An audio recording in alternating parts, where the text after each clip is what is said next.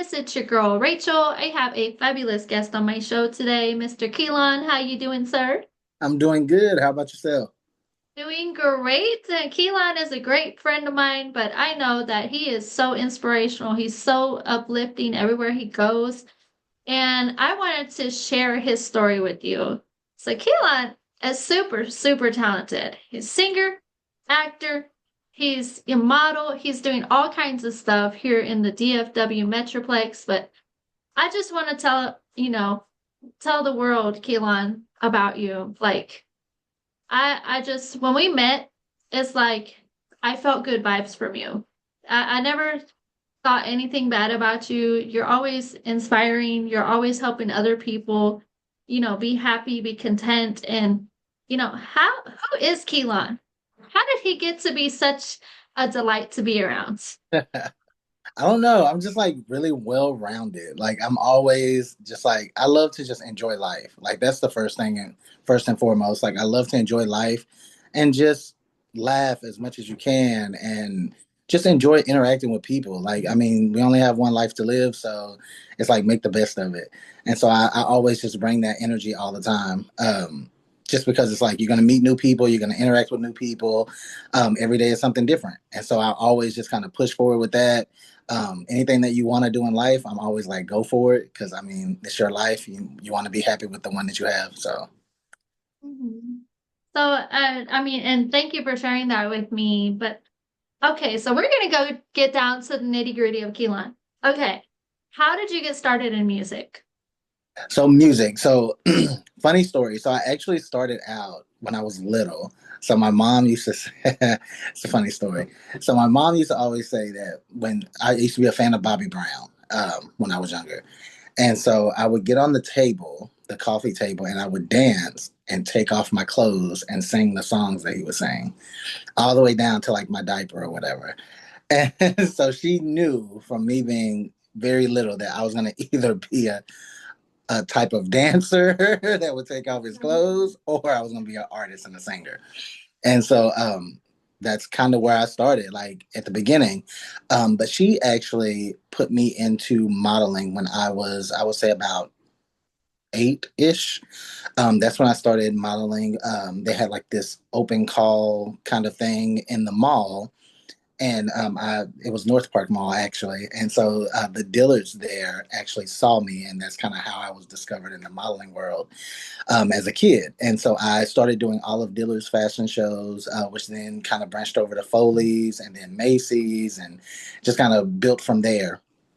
After doing that all the way up into my teenage years, I kind of took a break from that, focused on school, graduating from high school, all that good stuff. And then that's when I started getting back into the modeling and music world. And so at that point, I wanted to brush up because it had been so long, like a few years in between. So I wanted to brush up and I went to this place called Barbizon. I don't know if a lot of people are familiar with that, but I went to Barbizon where I then became discovered again because I was selected to go to New York. And when I went to New York, I ended up um, they had like it was like this big competition in New York where everyone would come there from all over, and I was in the photography portion. I was like in five different categories. It was like photography, acting, singing, um, monologue, runway. And I was in six. So the last one was it was photography, runway. I think it was just like regular like poses or something like that. Uh, Mhm. Ended up getting like five different awards. So I actually have Wow. and and so singing was one of the ones I had the award in. Photography was one. Um, Soap opera. That's what it was. Not just regular modeling. It was soap opera. So I won one for soap opera, for runway, for photography, and um, it was one more. What was the other one? I forgot the other one, but I had like five different ones, and so I have those in my house, like on my little wall of accolades that I call it. And so after that, when I left from there, I ended up having an agency in New York that wanted me. I had one in California, and then I also had two here. Um, one of which was the Dallas Model Group. I believe they're still in business now, but I ended up leaving them, and then just kind of dealing with the three that I had. Then I had kids, another break, and but I still continue to do the music part because that was a lot easier. Doing Mhm. part as opposed to go because the music part is always my favorite part because I write all of my own stuff, and so I Mhm. can home, so I can just like grab my stuff and just start writing. Um, and then it's like after that, you kind of build your own schedule when it comes with music as opposed to doing a show because the show is based on when the show is going to go and all that good stuff. Acting, it's like when rehearsals, all that good stuff. So I love the music aspect because if something comes about, I can always pause or I can find time in between whatever I'm doing to do it. And so started working on my first album, finished that back in 2020, the end of 22, beginning of 23. A lot of good reviews from that album. I think, for me, and again, I'm independent, so I'm not with the actual major label. I'm just doing it. I'm with the independent label now.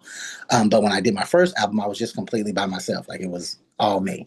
That album actually got wind from like the independent label actually got caught wind of that album, loved it, had a good little direction for me as well. So I'm with them now with the independent label.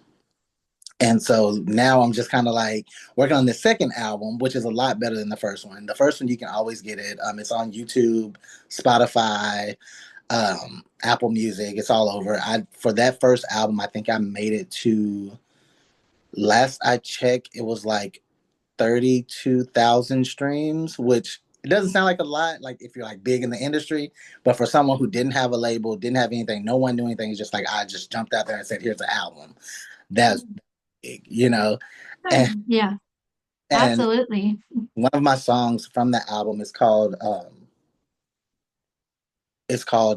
can't even think now because I have so many songs in my head. It's called Spotlight. So that song actually played on 97.9 The Beat for a little bit. So people might know it if they hear it, depending on if they caught it on the radio. But it did play for a little bit. It was in rotation for a while, like a little while on 97.9 The Beat. Now, fast forwarding to the new album, I love like just doing music because I write my own stuff, everything I've written. However, the first album, it was more geared towards, I would say, a feel. Like it was a feel good, who I am coming into the industry type of person.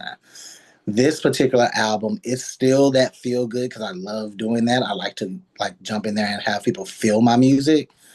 But it is higher on the vocal side. So this is more of extremely what I can do vocally. Um, it really focuses a lot on vocals. And I think that's really cool because I feel like the hardest thing for me is as the artist, you have so many things that you have to worry about. It's like for me writing my music and then going and recording it. And then if I want a feature on there, I have to incorporate that feature. If their time slots match my time slots and how all of that is going to work out. And, that part becomes like the first part. And I think a lot of times people who haven't done music before, they don't realize that that's the first step of everything. The second Mhm. step is you have to now take yourself out of the artist position and put yourself as a consumer. Mhm. Because only is it, oh, I love the way this sounds. Now you have to know, is this going to appease to someone else? Because they're going to buy it. I'm not. It's mine already. And that's the hardest thing for me because I'm like, now let me switch. And so I really feel like this album, I got a lot of good reviews from my first album, but this album I think is going to really set me apart and put me out there a lot more. Right. So, like you were saying, the first album was more of the feel good album. Like you had a lot of emotion into those songs. That was really, truly like 100% you. And this second album is demonstrating your talents, your levels, your diversity, like different, what's the word? Different characteristics of Keelan's voice. Yes, I guess is a good way to say it. yes, So Wow, like that's amazing. Like even though I'm talking to you and I've known you for a while now, I'm still feeling like I'm learning so many new things about you. Uh, the fact that you were like a Macy's model for a while when you were like 8, I didn't know that. Oh Mhm. my goodness. My Yes. goodness. And Why? after I came back from New York, I actually landed a deal with Buckle back then. So when I came back, Mhm. early, I would say like late teens, early 20s. So I landed it with Buckle and Express, The Gap, and Old Navy. Mhm. Which I bet you those were fun campaigns to work at, huh? Yes. I like the buckle. That I mean, shout out to the buckle. They have some really cool stuff in their Yeah. inventory and their merchandise. So shout out to you guys over there if you're watching. Right. Just saying. So Kaylon, going back to your music talents, like I know you were saying features and like working with people, working with their time slots and all that kind of stuff, but who is your main inspiration as a singer besides Bobby Brown? Aside, so it's so crazy. Like I'm a huge Usher fan. Mhm. Like it's so crazy because I feel like we kind of match each other because like he's a Libra, I'm a Libra. His birthday is like October 14th, I'm October 13th. So it's like we had two kids, two boys around the same time. It's just so crazy how things work out. But it was just like so cool because I was like he really was like my growing up inspiration. So I was like I always kind of just followed his lead. Like he just everything that he did, like just his presence, his like how he spoke when he had to do interviews and all kind of things. Like he just kind of maintained that whole like wholesome individual kind of aspect and dynamic. Absolutely. I think he's also very talented too. He's got a wide range of vocals as well. Super talented. He's a great songwriter. He's really set a pace in the R&B world. Yes, Um, just by him being himself. And, his songs, if everybody's really known Usher through his whole journey, he's really put all his emotions in almost every song that he writes. So exactly. you don't really have to question what have you been going through, Usher, because you just listen to the next song and you're like, okay, I see. You've been really going through it. Okay, awesome. Exactly. But I think that's the best part about songwriting. I'm not a songwriter, but I listen to lyrics of songs to kind of see what the mood really is about that. And I think my kids hate that very much because when I listen to lyrics and I'm like, "Hmm, you should not be listening to that, I change the channel. And they're just like, Mom, that was a really cool song. And I was like, Did you know the lyrics? They're like, Ignore the lyrics. I was like, No, I'm not.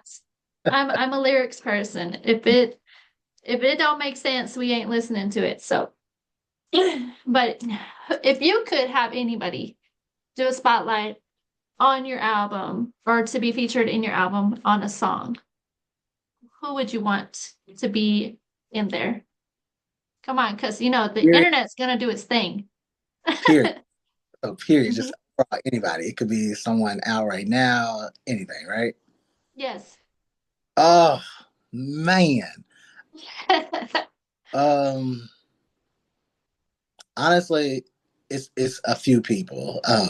Of course, Usher. I mean, like, come on, Chris Brown, and then like as far as females, like I would say somebody like I would love to do something with either like Megan Thee Stallion or Cardi B or something, but then also Kelly Rowland. hmm I think that would be a killer song with Kelly Rowland on it. Kelly Rowland is a whole vibe. Yes. Like she's not like just she's a very talented woman for number one. Her vocal range is so beautiful and dynamic. And she's one of those women that whenever she sings, she has that emotion towards it. And she's not just rapping or Right. anything like that. She really actually has feeling behind what she sings. Yes. So shouts Or out to Kelly Rowland. So yeah, hopefully she's watching this or Usher or Chris Brown. I yeah, mean, hey, I'm here. I'm ready. that's beautiful. I do want to also talk about your other talent. So is also acting. Yes. So, you being an actor in the industry, what does your resume look like right now? Okay, so it does stem back a little bit. So I'm gonna give you a little history with that.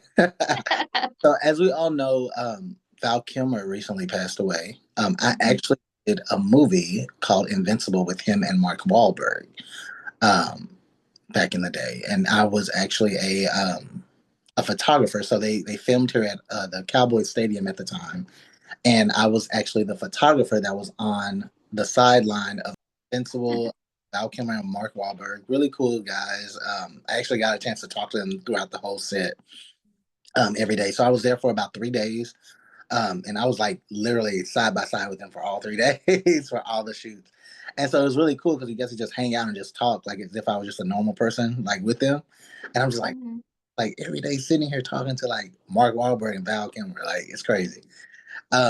But I did that. I also did a McDonald's commercial. It didn't really get that much play. It was basically where you go out into the field and it's like all these like balls, like soccer balls, all that stuff. And there's a lot of kids out there. So it was called Passport to Play. And I'm just out there like playing and coaching with these kids. So that was a pretty cool thing. Now, a little bit behind the scenes, I don't know if you guys remember they used to have like the Lay's potato chips where you would go to the store and on the bag it would be someone smiling. mhm. People that was selected for that. I never found my bag of chips with my smile on it though, because I wanted to keep one. But it was out there somewhere. So someone saw it.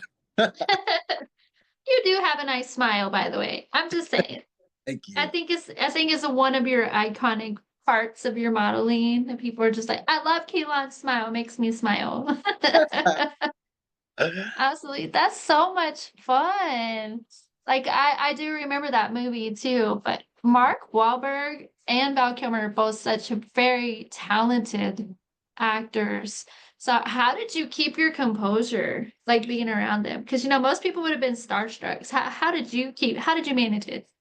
So it was pretty cool because he was like so down to earth to where he would like for some of the people, like when I was there, I was like, at the end, I was like, hey, you mind signing my shirt right here? He's like, yeah, man, come on. And so he was really cool with that. But like during the first parts of the set, it was kind of like when I went to, so I kind of was prepped already for this, like from going to New York in my prior years and doing all of that. So when we went there, they used to tell us like you have to be normal. Like if you see someone that's a celebrity, you're a celebrity now as well. So you have to just present yourself like you're just a normal person like they are. So that kind of prepped me for being like side by side. But internally, I'm like, oh my god, like Mark Wahlberg is like having a conversation with me right now. And so it was just really easy for me based on like going through that process. Because when I went to New York, I met Foxy Brown, Paris Hilton, Justin Long, Samuel L. Jackson, Will and Jada, um, Lindsay Lohan. Who else? There was a lot of people I met in New York. So I was like, at that time, I was kind of like, dang, I want to be starstruck, but you stay in the same hotel as me, so I'm like, I have to be normal. So, but I will tell y'all a funny story in just a second. But yeah, just in regards to that, um, just kind of making sure I stay professional, in a professional environment. And then once you like get out of that professional setting and you're starting to like just part ways and everyone's going their own way, then it's kind of like, hey, you mind, getting an autograph or something. So it was pretty Mhm. cool. The funny story. So I like Paris Hilton. She was actually staying in the exact same hotel, which was the Waldorf Astoria Hotel in New York. But every time she stays there, she only stays in the penthouse suite. The penthouse suite only has one elevator to get up there. And if you get on the elevator, you get off. However, me and a couple of models, we were so like excited and we were like, let's go and try to find the penthouse. So we sneak onto the elevator, not knowing that you once you get off of the elevator, you have to have a key card to get back on and get back down. Oh no. Yeah. So we snuck on, went up to the penthouse, and we literally could hear Paris Hilton inside of the suite talking to our security and everyone. So we were like, oh my God, Paris Hilton's in there. Just so happened, everything, like, as you all know, something always goes wrong when you're doing something you're not supposed to be doing. The security guard opens the door. But we were so lucky because he was still like had his head turned in talking to her without looking out the door. And we were standing right there.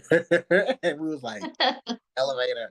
So we run to the elevator. That's when we find out that the elevator, you have to have the key card to go back down. Oh no. Oh my gosh. We were about to like get tackled by these security people. Like, it's over. Just so happened one of the bellhops was coming up to bring them whatever they had ordered so they didn't have to come back down. And we were just looking like, I don't know where we are. Like, we just started playing it off, like playing like we were completely lost, completely oblivious. And he's like, "Are y'all sure y'all are not supposed to be up here?" And we're like, "I know. We're trying to find the. How do we even get this high up? Like, we don't even know where to go. We were stuck here." And he's like, "I'll help you down, but you cannot come back up here." We were like, "Yeah, we were lost. We didn't even know." I was freaking out. I was like, "Oh my gosh, they're gonna just like attack us, tell us don't come back into this building." But we luckily got back down. But it was so cool because we didn't get to see her, but we heard her, and that was good. That's pretty cool too in itself. Oh my goodness. I totally resonate with you about being an actor and having to act normal. Because we were actually on an episode of Landman a while back, and we were filming, and Billy Bob Thornton was literally right in front of me and my husband. Like we were right there, and I was just like, "Oh my gosh, I want to say hi to him and stuff," but the people were just like, you can't leave him alone." Like he had a handler, somebody that was, telling him what to do and stuff, and I was just like. I was like, but he's right there. We were in the bleachers and he was right in front of us and stuff. And I was just like, okay. But I was realizing that he is just like us. Hmm. Like he is so down to earth. He actually did talk to some people that were there. Whoever was right there next to him, he was like so cool. Like such a cool actor. And it made me realize that they're just like us. Yeah. They're normal, walking around doing their job. Their job is acting, of course. So, they're just, you know, chill. I guess, and I start realizing that everybody that I meet, everybody that I interview, even if whether they have a reputation for being a celebrity or not, I'm like, I treat them as if they're like normal people. I have met Troy Aikman. I met him. I also met Jessica Simpson. I was working as a manager for Mikosina. I had to just maintain while I was there, but I was like, that's Troy Aikman. And then he actually ended up becoming a good friend of mine through just helping him during his visits when he was there. He used to go up to the bar a lot with his wife, who was his fiance at that time. And, it was just really cool to get to talk to them and just have them look at me like just a regular person. So Yeah. I resonate with you about that. It's like once you stop doing like the movie and stuff, you just start to part ways. You start to realize that you both have a life and Hmm. it's pretty normal. So that's my story amongst your story. That's so crazy that you said Jessica Simpson because a fun fact is my boys, they actually go to the high school that she went to. Hmm. It's really cool. They have like Yes. inside of the building and stuff. So Yeah, she's a really good person. Like she was really down to earth. I think she was actually dining with her family at the time. So, Owen Wilson's mom, Luke mhm. Wilson's mom, actually lives in Dallas as well. So, on occasion they would come into the same Mikosina and actually eat. I'm not saying which one, but You have to make it clear. had to make it clear. I'm not telling y'all which one, but it was just kind of one of those things where you're just starting to realize that they're hungry. They got needs, they got food that they want to eat. And, you got to treat them like normal customers when they come in. I wanted to get their autographs and stuff, but I was like, oh, as a manager for the restaurant at the time, they taught us that if we see celebrities come in, we have to treat them just like, with so much respect and not to let their what's the word? Our antsiness get the best of us. We need to just be professional. So that I was properly trained for that. So that was pretty cool too. And Richard Rawlings. I met Richard Rawlings from Fast and Loud. Yeah, yeah, Fast and Loud and Gas Monkey Garage. Yeah, so pretty cool. Um it was just kind of one of those things. I was just like, I'm a little starstruck. And then I saw Adam Sandler too. Yeah. He was across the street in Micosina, but not gonna tell you which one. And he was shopping with his family. It was back in the day. So many good memories. But yeah, I just want to thank you, Keelan, for taking your time out of your day to come interview with me. Yes. Um, Sure. I do have a segment on my show where we address the youth in our community. So if there is a young actor, music talent that is following in the same shoes you're walking in, what would you tell them? I would honestly tell them if you believe that this is what you want, go for it. Like 110%. Like you are your worst critic. And so anybody can tell you anything. But especially when it comes to music, I always tell people because a lot of people ask me, like, how do you do it? Like, how do you get in front of a lot of people and just start belting it out? But then you think about it and it's like these people came to see you. So that means Mhm. already there because of you. So all you have to do is just give them what they're there for. So I would always tell, like, just continue to like push yourself to the limit. Like, if it's something that you want to do, try to be the best at what you're trying to do. If you want to learn how to write, get with your connections and figure out how to write. We have a lot of ghostwriters out. We have a lot of other artists out. Like, you can learn something from each individual person. Everyone's sound is different. And so I remember that was one of the struggle points for me because I'm more of a, I guess they would call it a mainstream singer. I'm not a soulful run, like I can't do all the runs and everything like a lot of people can. I used to think that meant that I didn't know how to sing. And so once I started doing my thing, people were like, whoa, like, dude, like you can actually sing. And it's like, I don't know, it's just you have to find your own thing. Like I always tell people, like Jennifer Hudson, she's very soulful, but that doesn't mean she doesn't know how to sing. Beyonce is she doesn't do as many runs like that, but she can sing. Like, you know what I mean? So everyone is different. And so I always tell people just push yourself to the limit, continue to grow, and never give up on your dreams. That's solid advice. Absolutely. And I do want to ask you on this part of our segment, it's the last question. Is there anybody that you would like to thank for your journey so far? Oh man, everybody. Like I want to thank all of like Hawk Ridge Agency, everyone within the agency has been tremendous with everything. So all of that, all of the my friends and family and parents and everyone, like everyone's been very supportive. So it's just, I mean, even the independent label, I just wouldn't be here without all of the stepping stones that got me and landed me to this area, and to this era of my life. Absolutely. So everybody, look, he just gave y'all your accolades. So you're welcome. You So guys Keelan, for follow me on my Instagram has everything on there. So that's the easiest way to just kind of follow me on every platform. I can't even, I have so many platforms that I'm on, I can't even tell you all each individual one. But if you go to the underscore official underscore Keelan, that's my Instagram, the underscore official underscore Keelan. And that's KEELON as in Nancy.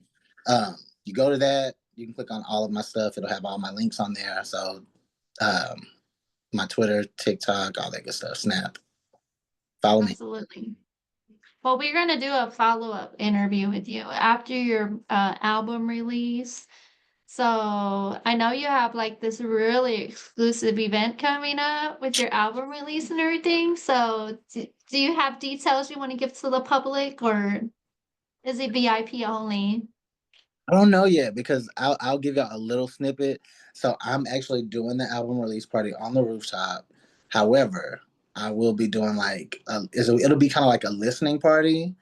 But the good thing is I'm actually gonna do at least 2 to 3 songs live at this party. So I'll keep all the details onto Instagram, so you have to follow me if you want to come.